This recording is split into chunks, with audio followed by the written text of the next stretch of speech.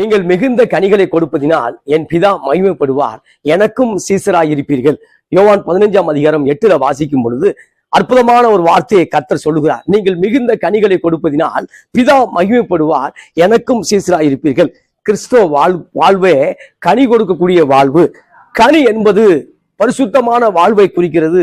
கனி என்பது பொருளாதார ஆசீர்வாதத்தை குறிக்கிறது. கனி என்பது தேவனுடைய உறவை குறிக்கிறது. யோவான் புத்தகம் 15 வாசிக்கும் பொழுதே அதிகமான கிறிஸ்துவுக்கும் பிதாவுக்குரிய அந்த உறவை அவர் சுட்டி காட்டுகிறார். அப்ப கிறிஸ்துவுக்குரிய உறவு பிதாவுல சரியாக இருக்கிறது. எனவே நம்முடைய உறவும் பிதாவுக்குள்ளும் கிறிஸ்துவுக்குள்ளும் சரியாக இருக்கும் பொழுது நிச்சயமா நீங்கள் ஆசீர்வதிக்கப்பட்ட மகளாக வாழ முடியும். அப்ப யோவான் புத்தகம் 15 ஒரு கனி நிறைந்த வாழ்வை குறித்து சொல்லக்கூடிய ஒரு அதிகாரமாக இருக்கிறது. அப்ப யோவான் புத்தகம் 15 வாசிக்கும் பொழுது கர்த்தர் ஒரு நல்ல ஓமை மூலமாய் நம்மோடு பேசுகிறார். திராட்சை செடியின் ஓமை மூலமாக அவர் நம்மோடு பேசுகிறார். அவர் பேசக்கூடிய வார்த்தையை நான் உங்களோடு பகிர்ந்து கொள்ள விரும்புகிறேன். நான் வாசிக்கிறேன். நான் மெய்யான திராட்சை செடி, என் பிதா திராட்சை தோட்டக்காரர். இயேசு சொல்லும் பொழுது நானே மெய்யான திராட்சை செடி, என் பிதா திராட்சை தோட்டக்காரர். இந்த இடத்துல வாசிக்கும் பொழுது பிதாவாகி தேவனை இயேசு முன்னிறுத்தக்கூடியதை பார்க்கிறோம். பிதாவாகி தேவனை இந்த இடத்துல உள்ள கொண்டு வர்றதை பார்க்கிறோம். அப்ப கனி கொடுக்கும் பொழுது பிதா மகிமைப்படுகிறார், நாம் அவருக்கு சீசராக இருக்கிறோம். கனி கொடுக்கும் போது பிதா மகிமைப்படுகிறார், நாம் இயேசு கிறிஸ்துவுக்கு சீசராக இருக்கிறோம். எனவே இந்த நாள்ல கனி கொடுப்பதான் கிறிஸ்தவ வாழ்க்கை, கனி கொடுப்பதான் கிறிஸ்தவ ஜீவியம். கனி கொடுக்க வேண்டும் என்று தேவன் விரும்புகிறார். எனவே இந்த நாள்ல கனி கொடுக்க தேவன் விரும்புகிறார். எனவே நிச்சயமாக கனி கொடுக்கும்படியாக நாம் வாழ முயற்சி பண்ணுவோம். கர்த்தர் நிச்சயம் நம்மோடு கூட இருப்பார். அதுல வாசிக்கிறேன், என்னில் கனி கொடாது இருக்கிற கொடி எதுவோ அதை அவர் அறுத்து போடுகிறார், கனி கொடுக்கக்கூடிய கொடி எதுவோ அது அதிக கனிகளை கொடுக்கும்படி அதை சுத்தம் பண்ணுகிறார். இந்த இடத்துல வாசிக்கும் பொழுது பிதாவாகி தேவன் நம்மை சுத்தம் பண்ணுகிறார். பிதாவாகி தேவன் நம்மை சரிப்படுத்துகிறார். சில இழப்புகள், பிரச்சனை, போராட்டங்கள் வரும் பொழுது நாம் நமக்குள்ளே சோர்ந்து போய் விடுகிறோம். அந்த காரியம் நடக்கிறது என்றால் நம்ம இன்னும் அதிகமாய் சுத்தப்படுத்துகிறார். நம்ம இன்னும் அதிகமாய் ஆசீர்வாதத்துக்கு நேராக தேவன் நம்மை அழைக்கிறார். அப்ப இயேசு சொல்லும் பொழுது அவருக்கே ஒரு சுத்தம் நடக்கிறது. இயேசு சொல்லும் பொழுது என்னில் கனி கொடாது இருக்கக்கூடிய கொடி எதுவோ, அப்ப எந்த பகுதியில பலவீனமாக இருக்கிறதோ அந்த பலவீனமான பகுதி பலமாய் மாற வேண்டும் என்று பிதா விரும்புகிறார். அப்ப எந்த பகுதியில் நாம் பாவம் செய்கிறோமோ, எந்த பகுதியில கிறிஸ்துவ வாழ்க்கையில தோற்று போகிறோமோ அதுல வெற்றி அடையும்படி தேவன் விரும்புகிறார். அப்ப வாசிக்கும் பொழுது கனி கொடாது இருக்க கொடி எதுவோ அதை அறுத்து போடுகிறார், கனி கொடுக்கக்கூடிய கொடி எதுவோ அது மிகுந்த கனிகளை கொடுக்கும்படியாக தேவன் செய்கிறத பார்க்கிறோம். எனவே இந்த நாள்ல உங்க வாழ்க்கையில எப்படிப்பட்ட சூழ்நிலை இருந்தாலும் நிச்சயமாய் நீங்கள் கனி கொடுக்க முடியும். உங்க வாழ்க்கையில உங்க ஜீவியம் எப்படிப்பட்ட காரியமாக இருந்தாலும் இந்த நாள்ல அன்பு சகோதரா, அன்பு சகோதரியே, நீ மறுபடியும் கனி கொடுக்க முடியும். எனவே நீ உலர்ந்த கொடியை போல இந்த நாள்ல காணப்படலாம். ஸ்தோத்திரம்.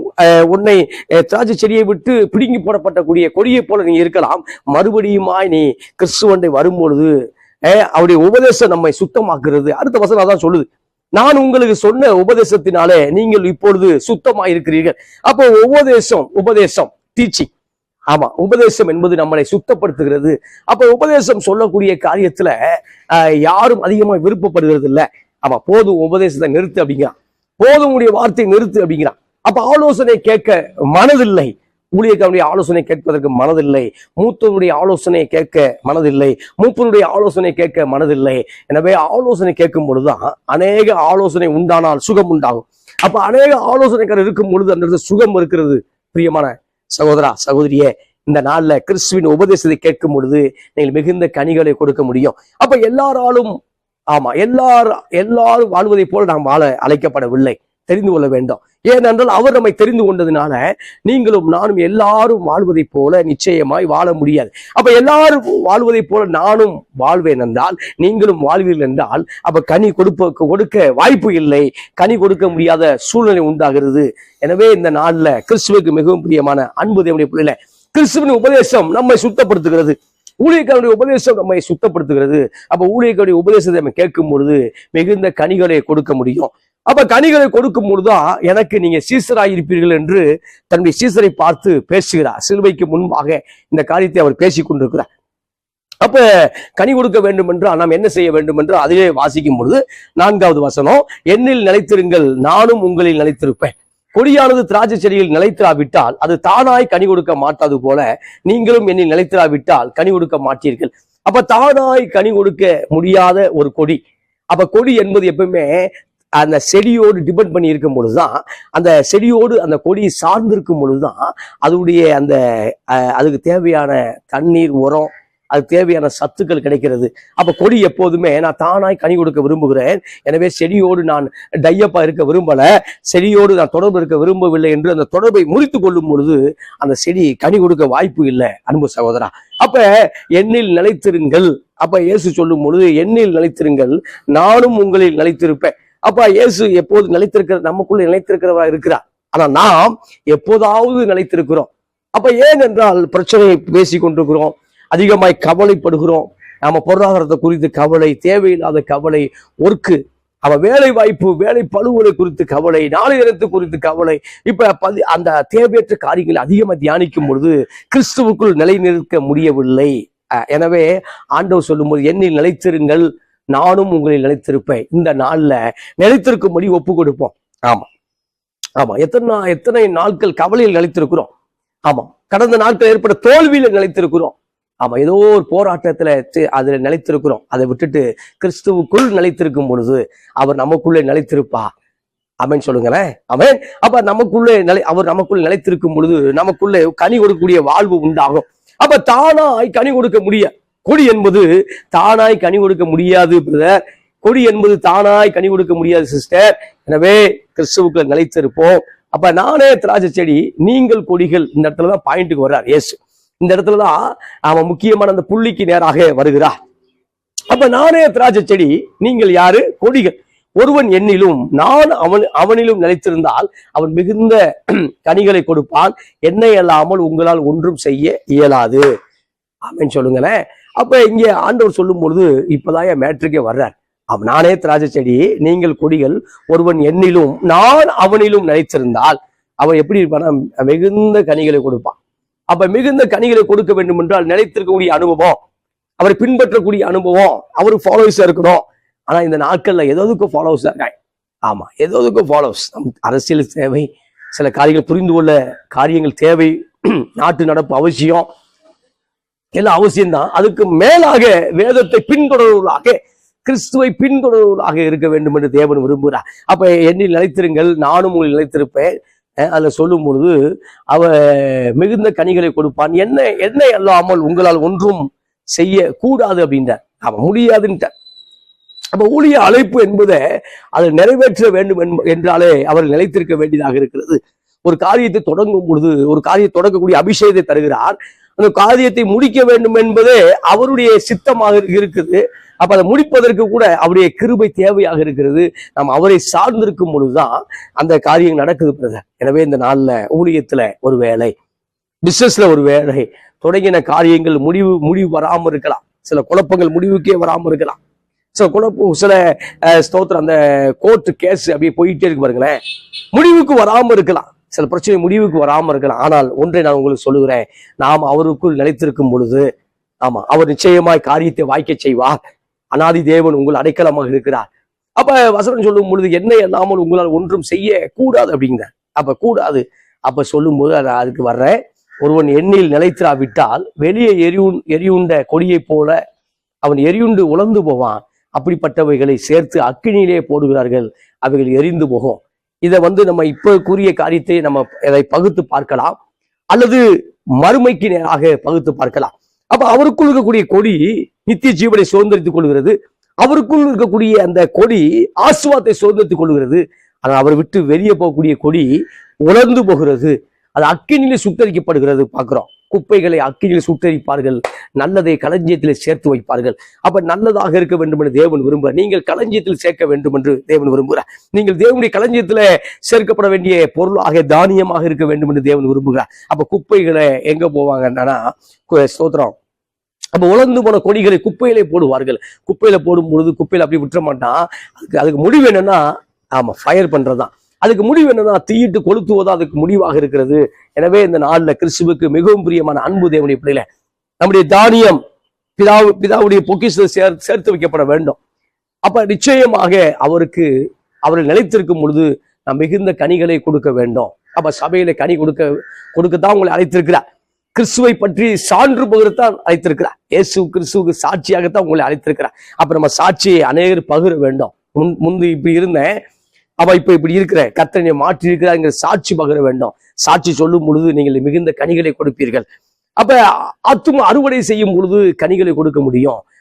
தேவனுடைய ஊழியத்துக்கு என்று விதைக்கும் பொழுது நாம் கனிகளை கொடுக்கிறோம். எங்க பாக்குறேன், வாசிக்க விரும்புகிறேன். அப்ப 7 சொல்லும்போது 15ஆம் அதிகாரம் 7 சொல்லும் பொழுது, நீங்கள் என்னிலும் என் வார்த்தை உங்களிலும் நிலைத்திருந்தால் நீங்கள் கேட்டுக்கொள்ளப்படுவது எதுவோ அது உங்களுக்கு செய்யப்படும். இங்க மறுபடியும் சொல்றாரு, எங்க வாங்க, நிலைத்திருங்க நிலைத்திருங்கிறாரு. நிலைத்திருக்கும் போது கனி உண்டாகுது என்று சொல்லுகிறார். இப்ப நிலைத்திருக்கும் பொழுது ஆசீர்வாதம் உண்டாகும் என்று சொன்ன ஆண்டவர் இப்ப சொல்லும் பொழுது, நீங்கள் என்னிலும் என் வார்த்தை உங்களிலும். அப்ப என் வார்த்தை, வேர்ட் ஆஃப் காட் உங்களுக்குள்ள வரட்டும். அந்த வார்த்தையை நினைச்சுக்கிட்டே இருங்க. அந்த வார்த்தையை அறிக்கை செய்யுங்க. அந்த வார்த்தையை அசை போடுங்க. அதை அசை போடும் பொழுது, இன்னைக்கு நீங்களும் நானும் பிரச்சனையும் போராட்டங்களையும் அசை போட்டுக் கொண்டிருக்கிறோம். நீங்களும் ஏதோ ஒரு காரியத்தை அசை போட்டுக் கொண்டிருக்கிறோம். ஆனால் அதுக்கு மாறாக தேவனுடைய வார்த்தையை அசைப்படும் பொழுது, தேவனுடைய காரியத்தை அசைப்படும் பொழுது தொடர்ந்து தியானிப்பது. அப்ப தேவனுடைய வார்த்தையை அசைப்படும் பொழுது தியானிக்கும் பொழுது நிச்சயமாக நம்ம என்ன ஜெபிக்கிறோமோ அது அப்படியே இந்த பரலோகத்தின் தேவன் கொடுக்க அவர் வாய்ப்புள்ளவராக இருக்கிறார். ஆமென் சொல்லுங்களேன். அப்ப வார்த்தை, ஆமா, அவருடைய வார்த்தை நமக்குள்ள இருக்க வேண்டுங்க.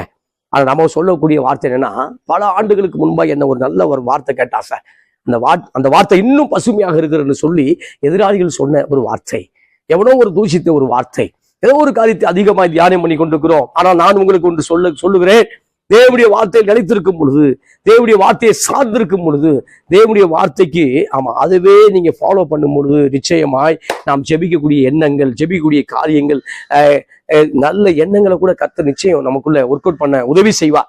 அப்ப அதுக்கப்புறம் தான் சொல்றாரு, நீங்கள் மிகுந்த கனிகளை கொடுப்பதினால் என் பிதா மகிமைப்படுவார், எனக்கும் சீசராக இருப்பீர்கள். அப்ப கிறிஸ்துவ ஜீவியமே கனி கொடுக்கக்கூடிய வாழ்வுதான். அப்ப ஆவிக்குரிய கனி என்று வாசிக்கிறோம் 9 கனி கலாத்தியர்ல. அன்பு, சமாதானம், சந்தோஷம், நீடிய பொறுமை, தயவு, நற்குணம், இச்சை அடக்கம் சொல்லி ஒரு 9 கனிகளை வாசிக்கிறோம். அப்ப அது கனிகள் அப்படின்னு சொல்லல, கனின்னு தான் சொல்லப்பட்டிருக்கு. அப்ப நமக்குள்ள கனி கொடுக்கப்பட வேண்டும். அருமையான சகோதரா, சகோதரியே, அப்ப நாம் கர்த்தருக்குள்ள கனி கொடுக்கும் போதுதான் நம்முடைய பிள்ளைகள் கர்த்தருக்குள்ள கனி கொடுப்பார்கள். ஊழியக்காரன் இருக்கிற நாம் கனி கொடுக்கும் பொழுது விசுவாசிகள் நிச்சயமாய் கனி கொடுப்பார்கள். நாம் கர்த்தருக்கென்று கனி என்பது கிறிஸ்துவின் வளர்ச்சியை குறிக்குது. கிறிஸ்துவுக்குள்ள நீங்கள் எவ்வளவு நிலைத்திருப்பீர்கள் அதை குறிக்கிறதா கனி. அப்ப நிச்சயமாக ஒரு மரம் அதுக்கு நல்ல உரம் போட்டு அது வளர்ந்தா கனி கொடுத்துதான் ஆக வேண்டும். கிறிஸ்தவன் கனி கொடுத்துதான் ஆக வேண்டும். எனவே நீங்கள் கனி கொடுக்க வேண்டும் என்று தேவன் விரும்புகிறார். அப்ப கனி கொடுக்க கூடாது என்பது பிசாசி நோக்கமாக இருக்கிறது. கனி கொடுக்க கூடாது, திருச்சபைக்கு போகக்கூடாது, தேவனை ஃபாலோ பண்ணக்கூடாது, கர்த்தருடைய வார்த்தை நிலை நிற்க கூடாது என்று சொல்லி கனி கொடுக்க கூடாத காரியத்துக்கு ஒருத்தர் போராடி கொண்டே இருக்கிறான். சோதனைக்காரன், மேற்படியா பிசாசு என்று சொல்லக்கூடிய அந்த பழைய பாம்பாகிய வலு சர்ப்பம், அந்த பழைய வலு சர்ப்பம் போராடி கொண்டே இருக்கிறது. ஆதாம் ஏவாள் தேவனுடைய வார்த்தையில நிலை இருக்க கூடாது என்று போராடி கொண்டிருந்தது. அப்ப ஏவளுடைய உள்ளத்துல தவறான ஒரு காரியத்தை விதைத்துக் கொண்டே இருந்தது. அப்ப ஆதாமும் வஞ்சிக்கப்பட்டார், பாவம் செய்தார். அப்ப அந்த தேவனுடைய வார்த்தை நிலை நிற்கப்பட்டோம் அப்படின்னா, தேவனுடைய வார்த்தையில நின்றுட்டோம் அப்படின்னா கனி கொடுக்க ஆரம்பித்து விடுவோம். ஆனா அதனால கனி கொடுக்க கூடாது என்பது பிசாசுடைய வேலையாக இருக்கிறது, பிசாசுடைய விருப்பமா இருக்கு. அப்ப உலக மனிதர்களுடைய விருப்பம் என்ன? நீ விழுந்து போகணும் விருப்பம். உலக மனுஷனுடைய விருப்பம் நீ தேவனை விட்டு தூரமாய் போக வேண்டும் என்று விருப்பம். ஆமா, நீ பாவம் செய்யும் போது சந்தோஷப்பட்ட உலகம். நீ டாஸ்மார்க்ல குடிக்கும் பொழுது, நீ விபச்சாரம் பண்ணும் பொழுது, வேசித்தனம் பண்ணும் பொழுது, தவறான வழியில பணத்தை விடும் பொழுது, இப்படிப்பட்ட காரியத்துல ரசித்த உலகம் நீ திருச்சபைக்கு போகும் பொழுது உன்னை ஒரு மாதிரியா பாக்குறான். திருச்சபைக்கு போகும் பொழுது சாமியார் ஆயிட்டு அப்படிங்கிறான். திருச்சபைக்கு போகும் பொழுது ஆன்மீக வாழ்வை பின்பற்றும் பொழுது ஒரு ஏளனமா பேசுறான். அதனால அநேகர் ஆன்மீக வாழ்வை விட்டு மறுபடியும் ஒரு மாறிய போயிட்டு இருக்காங்க. இல்ல ஆன்மீக வாழ்வுதான் இன்றைக்கும் மறுமைக்கும் ஆசுவதமாக இருக்க போகுது. அன்பு சகோதரா, அன்பு சகோதரியே, ஒருவேளை திருச்சபைக்கு போகாமல் இருக்கக்கூடிய அருமையான சகோதரா, சகோதரியே, மறுபடியும் கர்த்தரண்டை வரும்படியாக தேவன் விரும்புகிறார். ஏன்னா நீ கனி கொடுத்து ஆக வேண்டும். நீ கனி கொடுக்கத்தான் அப்பா உன்னை அழைச்சிருக்கிறார். அப்பாவுடைய விருப்பமே நீ கனி கொடுக்க வேண்டும். அப்ப அவர் சொல்லும் பொழுது கனி கொடுக்க வேண்டும் என்று அப்பா விரும்புகிறார். ஆமென் சொல்லுங்களேன். அப்ப கனி கொடுக்குறதுதான் தேவன் விரும்பு. அதுல இன்னொரு வசனத்தை வாசிக்கும் பொழுது அவர் சொல்றாரு, அதுல யோவான் 15ஆம் அதிகாரத்துல 16ல வாசிக்க விரும்புகிறேன். 15-16 நீங்கள் என்னை தெரிந்து கொள்ளவில்லை, நான் உங்களை தெரிந்து கொண்டேன். அப்ப உலகம் நம்மை தெரிந்து கொள்ளவில்லை, ஆனால் இயேசு உங்களை தெரிந்து கொண்டார். உறவுகள் உங்களை தெரிந்து கொள்ளவில்லை, உலகத்தை உண்டாக்கின பரமபிதா நம்மை தெரிந்து கொண்டார். அவர் சொல்றாரு, நீங்கள் என் நாமத்தினாலே பிதாவை கேட்டுக்கொள்வது எதுவோ அதை அவர் உங்களுக்கு கொடுக்கத்தக்கதாக நீங்கள் போய் கனி கொடுக்கும்படிக்கும் உங்கள் கனி நிலைத்திருக்கும்படிக்கும் நான் உங்களை ஏற்படுத்தினேன். அப்ப சொல்லும் பொழுது, பிதாட்ட நீ என்ன ஜெபிக்கிறையோ அந்த ஜெபம் பதிலாக வேண்டும் என்றால், அந்த ஜெபம் பொருளாக வேண்டும் என்றால், அந்த ஜெபம் ஆரோக்கியமாக வர வேண்டும் என்றால், அந்த ஜெபம் ஏதோ ஒரு மெட்டீரியலாக வர வேண்டும் என்றால் நீ என்ன செய்யணும்னா கனி கொடுக்க வேண்டும். அப்ப கனி கொடுத்த கனியில நிலைநிற்க வேண்டும். அப்ப நான் கனி கொடுக்கணும், அந்த கனியிலே நிலைத்திருக்க வேண்டும் என்று தேவன் விரும்புகிறார். ஆமா, பரிசுத்தமாய் வாழ வேண்டும், அதை கண்டினியூ பண்ணிக்கிட்டே இருக்கணும். தேவனுடைய உறவுக்குள்ள இருக்கணும், அதை கண்டினியூ பண்ணிட்டே இருக்கணும். தேவனுடைய வார்த்தைக்குள்ள இருக்கணும், அந்த வார்த்தைக்குள் நிலைத்திருக்க வேண்டும். இதெல்லாம் செய்யணும். அதை செய்யறதுக்காகத்தான் உங்களை ஏற்படுத்தினேங்கிறாரு. அப்ப தெரிந்து கொண்ட நோக்கம் இயேசு கிறிஸ்து தெரிந்து கொண்ட நோக்கமே நீங்க கனி கொடுக்க வேண்டும் என்றுதான். இப்ப பிதா நம்ம ஜெபத்துக்கெல்லாம் பதில் கொடுக்கணும் அப்படின்னா நான் கனி கொடுத்து கொண்டே இருக்க வேண்டும். பிதா நம்முடைய ஜெபத்துக்கெல்லாம் பிதா நம்ம ஜெபத்துக்கெல்லாம் பதில் கொடுக்க வேண்டும் என்றால் அந்த கனியில நிலைத்திருக்க வேண்டும் என்று தேவன் விரும்புகிறார். கையை உயர்த்தி ஆமேன் சொல்லுங்களேன். ஆமேன். எனவே இந்த நாள்ல உலகம் என்னை பகைத்து கொண்டிருக்கிறது, உறவுகள் என்னை பகைத்து கொண்டிருக்கிறது, இதெல்லாம் பேச வேண்டாம். அப்ப கனி கொடுக்க கூடாதபடிக்கு நாமே ஏதோ ஒண்ணு புலம்பிட்டு அடையக்கூடாது. அப்ப கனி கொடுப்பது தேவனுடைய விருப்பம், தேவனுடைய சித்தம். அந்த சித்தத்தின் மையத்துக்குள்ள நீங்க இருங்க. அப்ப கனி கொடுப்பது தேவ சித்தம். ஆனா கனி கொடுக்க கூடாது என்பது பிசாசுடைய விருப்பமாக இருக்குது, நம்ம கெடுக்கக்கூடியவர்களுடைய விருப்பமாக இருக்கிறது. கனி என்பது ஆவிக்குரிய வளர்ச்சின்னு சொன்னேன், கனி என்பது பொருளாதாரங்களுடைய ஆசீர்வாதம் சொன்னேன், கனி என்பது நீங்கள் பரிசுத்தமா வாழ்வது என்று உங்களோட பகிர்ந்து கொண்டேன். அப்ப நீங்க கனி கொடுக்க வேண்டும், ஆனால் உலகம் பகைத்து கொண்டே இருக்கும். அதுக்கு வசனம் சொல்லும் பொழுது ஆண்டவர் சொல்றாரு, 19 வசனம், 15ஆம் அதிகாரம் 19, நீங்கள் உலகத்தாரா இருந்தால் உலகம் தன்னுடையதை சிநேகித்திருக்கும்.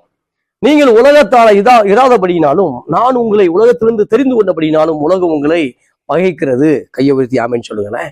அப்ப உலகம் ஏன் பகைக்கிறது என்றால், நீங்கள் உலகத்தான் அல்ல, உலகத்துக்குரியவர் அல்ல, நீங்கள் தேவனுடைய ராஜ்யத்துக்குரியவர்கள். அப்படி குமாரனுடைய ராஜ்யத்துக்குள் பங்கு பெறும்படி அழைத்தார் என்று கொலைசேர்ல வாசிக்கிறோம். அப்ப நித்திய ஜீவனுக்கென்று உங்களை தேவன் தெரிந்து கொண்டார், உங்களை அழைத்திருக்கிறார். அப்ப உலகம் அதனால பகைக்குது. ஆமா, உலகம் அதனால பகைக்குது. ஆமா, நல்ல வாழ்க்கை வாழக்கூடிய ஆன்மீக தலைவர்களை பகைக்குது. ஆமா, கடவுளோடு ஒட்டி உறவாடக்கூடியவர்களை ஆமா பயக்குது. பூமரங்கள் அப்படிங்கிறான்ல, கடவுளோடு இணைக்கப்பட்டவர்களை உலகம் பயக்கிறது. எனவே ஆண்டவர் சொல்லும் பொழுது தெரிந்து கொண்டதுனால பயக்குது, நீ கவலைப்பட வேண்டாம், நீ என்ன செய்ய, கனி கொடுக்க வேண்டும் என்று தேவன் விரும்புகிறார். ஆமேன்னு சொல்றேன். ஆமா, என்னை பயக்கிறவன் என் பிதாவையும் பயக்கிறான். 23ஆம் வசனம் சொல்லும்போது, என்னை பயக்கிறவன் என் பிதாவையும் என்ன செய்யறான், பகைக்கிறான். அப்ப 25 சொல்லும்போது, முகாந்திரம் இல்லாமல் என்னை பகைத்தாள் என்று அவருடைய வேதத்தில் எழுதிக்கிற வாக்கியம் நிறைவேறும்படி இப்படி ஆயிடுச்சு. அப்ப முகாந்திரம் இல்லாமல், காரணம் இல்லாமல் பகைக்கிற உலகம். காரணத்தை கண்டுபிடிக்கணும்னு சொல்லி நீங்க நான் அலைஞ்சிக்கிட்டே இருக்கோம். எதுக்கு அவன் பேச மாட்டேங்கிறான், எதுக்கு நம்மளோடு முறைக்கிறான், எதுக்கு நம்ம காலை பிளாக் பண்றான், எதுக்கு அதை தேடிக்கொண்டிருக்கிறோம். ஆனா முகாந்திரம் இல்லாமல் என்னை பகைத்தாள் என்று இயேசு பதிவு செய்கிறார். அது சங்கீதம் 22 நினைக்கிறேன். அப்ப அந்த வசனத்தை அவர் எடுத்து இங்க இந்த இடத்துல கையாளுகிறார். அதை எடுத்து இந்த இடத்துல பேசுகிறார். என்ன பேசுகிறார்னா, முகாந்தரம் இல்லாமல் பகைத்தார்கள். இந்த நாள முகாந்தரம் இல்லாமல் உறவுகள் பகைத்துக் கொண்டிருக்கிறது. முகாந்தரம் இல்லாமல் நம்மை விட்டு கிறிஸ்து விட்டு தூரமாய் போகிறார்கள். முகாந்தரம் இல்லாமல் நம்முடைய நட்புங்கிற அடிப்படை விட்டு அந்த வட்டாரத்துக்கு வெளியே போகிறார்கள். அப்ப உலகம் பகைக்கிறது. ஏன் பகைக்குதுன்னா, நீ கனி கொடுக்க போறேன்னு இந்த உலகத்திற்கு தெரிஞ்சிருச்சு பிரதர். நீ கனி கொடுக்க போறேன்னு தெரிந்ததுனால பிசாசு உங்களை